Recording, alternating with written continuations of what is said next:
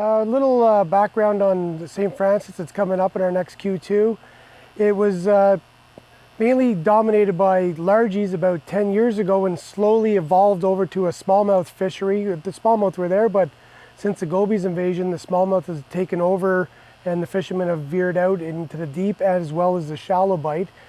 But the odd time some big greenfish do appear, and hopefully this weekend or next weekend when they're here, they're going to show again.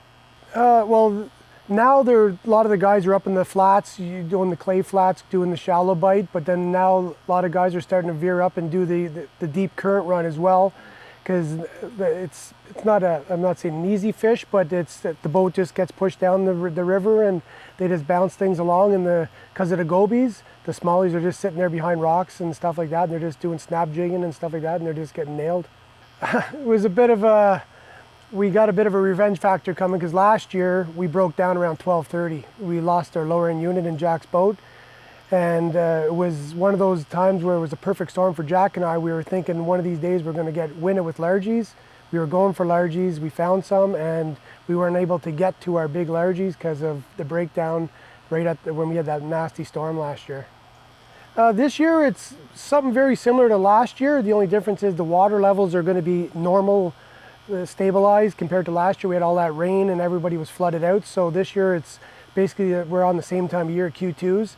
So it's going to be all the same, but now we're looking at water levels, but we're also still dealing with the post-spawn, dealing with them with that too. The smallies and the largies are just coming off their spawns, but the heat coming this weekend on Canada Day might rush things along compared to what's happening on Big Rito. So I think it's going to be a little interesting coming into this. If this heat wave stays stable like this, it's going to really turn the fish on. Well, Jack and I will always go for both. Like, we're always going to potentially have a mixed bag of either 4-to-1 or 3-to-2 type deal, and we're not going to discriminate brown or green. If they're 4+, I'm going to want to put them in the boat. So it's going to be very interesting, because we tend to want to see what Mother Nature gives us. So it's going to be very interesting how we're going to, once we go look this weekend, how everything's laying out, if things are starting to move in and feed. So the weather's going to be a big part this weekend for sure. Well, what's scary right now is having this major heat wave this far up, because we don't know what's going to come in right behind it. We can have what typical now, it seems that we get hot, it goes right back to cold again. So I'm hoping it'll start to stabilize. I don't want to say it's going to stay that 30+ all the way through for almost 2 weeks, but I'm hoping at least stay in the high 20s, mid 20s anyway, and then that way there the fish can climatize and things will start to come down to normal. I have to say, well, always Andy and Scott, well, they just won the Classic last year. It doesn't matter what time of year, they're a threat there, because they're just one of the locals that's in the series this year, and we got a couple of locals coming back this year, like Wayne Cooper and a couple of the other Cornwall boys. So now it's going to be a little interesting. I'm hoping my partner, he's a local too, so he's got a little bit of knowledge. He's basically born and raised on that body of water. So I'm hoping this time we can like to get another W. Like, it's tough to get one in the series, let alone going back to back, but like, this is the one we need. We've got basically almost every position that Renegade's given out here is 2nd to 10th, but we don't have that one, and that's the one Jack wants, is home water, and it's obviously the toughest one to get a W on, is your home water. So that's a tough one, because it can always push out a good 20, 23, 24 pound bag on a good day, but right now we're dealing with a lot of elements with Mother Nature. The fish are not really what they're supposed to be doing, so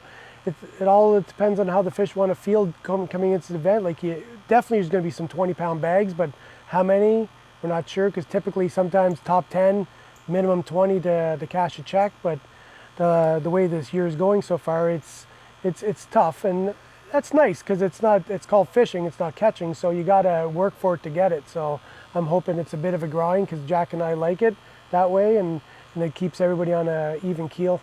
Well, it definitely relaxes us, because now we're basically, because we won, we're in. So it's nice that way. So now we can just sit and ease back and set our goals. Like, obviously now you're looking at team of the year, because like we've always wanted to do one together. We got one individually, but now it would be nice to get another little notch in the belt, having a team of the year in Renegade together. So that's what our main goal is now. We're up there, so we want to maintain being in the front of the pack and At least I'd rather be chased than be the chaser. So. One of my favorite fisheries in all of Ontario for bass. It's second to none. The smallmouth, the largemouth, they get enormous. There's a great clarity in the water. There's been a lot of great success, and Sam and I have continuously improved on it. So we're excited. We had 2 bags over 20 pounds on it last year, and we'll be disappointed if we don't break that mark again this spring. Well, the bass, like we experienced just a few days ago on Rideau, could be in a bit of a post-spawn funk, so expect that there could be some issues. A little bit reluctance to maybe a lot more subtlety in the movements. Trying maybe the spy bait will be successful for us, but we're drop shotters, so we're going to be looking for the right current speed, the right depths, and the right magic that'll get them to hit on the tournament day.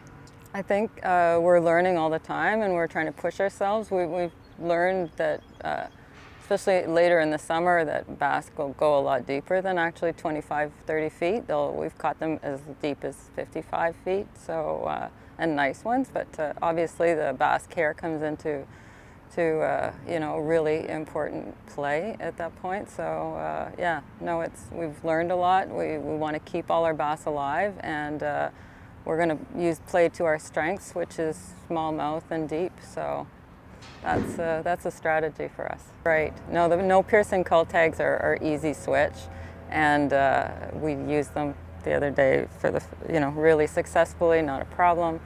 And in fact, the less we can use them, any kind of culling system, the better. And Sam's pretty, he's got the moves for the fizzing, so I leave that to him, but I could definitely pull it off if I had to. But yeah, we're big proponents of fizzing fish, and really pleased with how Renegade's been so progressive.